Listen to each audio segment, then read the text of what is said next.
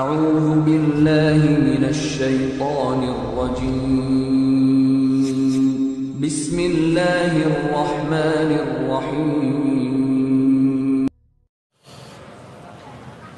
এক ভাই প্রশ্ন করেছেন, আমি নামাজ পড়ি, স্ত্রীকে নামাজের কথা বললে ঝগড়া করে, আমি কি করব? সংসারে অশান্তি হয় এই কারণে।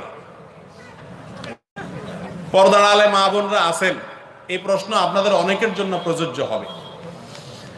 মা বোনদের জন্য জান্নাতে যাওয়াকে ইসলাম এত সহজ করে দিয়েছে, এর পরেও হতভাগা মহিলারা বেশিরভাগই জান্নাতে যেতে চায় না। যদি জান্নাতে যেতে চায় কোনো মহিলা, তাকে ৫ ওয়াক্ত সালাত আদায় করতে হবে কি হবে না? স্বামী যদি সালাতের নির্দেশ করে, হে কপাল পোড়া মহিলা, আপনার মতো হতভাগা খুব কম আছে আল্লাহর জমিনে যে আপনার স্বামী আপনাকে সালাতের নির্দেশ করছে। আমাদের কাছে শত শত মা বোনেরা অভিযোগ করেন যে ভাই, নিজে তো সালাত আদায় করতে চাই, নিজে পর্দার সাথে চলতে চাই, কিন্তু স্বামী বাধা দেয়। এরকম মহিলা আছে না নাই? জান্নাতের পথে যেতে চায় কিন্তু স্বামী বাধা দেয়, শ্বশুরবাড়ির লোকেরা বাধা দেয়। আপনার স্বামী আপনাকে সালাতে নির্দেশ করছে আর আপনি সালাত নিয়মিত সঠিকভাবে পড়েন না, আপনার মতো কপাল পোড়া আর হতভাগা কে হতে পারে? যদি সালাতকে পরিপূর্ণভাবে অস্বীকার করে এবং কোনোভাবে সংশোধন করার কোনো জায়গা আর না থাকে, তাহলে এরকম স্ত্রীকে নিয়ে ঘর করার ব্যাপারে দ্বিতীয়বার চিন্তা করবে স্বামী। এটা তার কর্তব্য।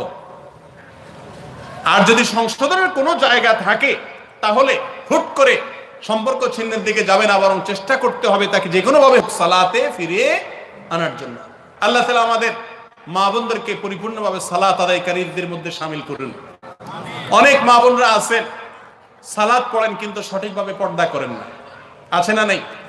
যে সমস্ত মা বোনরা আমার কথা শুনছেন অথবা আপনাদের মাধ্যমে তাদের কাছে পৌঁছার সময় আমি বলবো, এই যুগে মেয়েদের জাহান্নামে যাওয়ার অন্যতম একটা সহজ মাধ্যম হলো বেপর্দার সাথে চলাফেরা করা।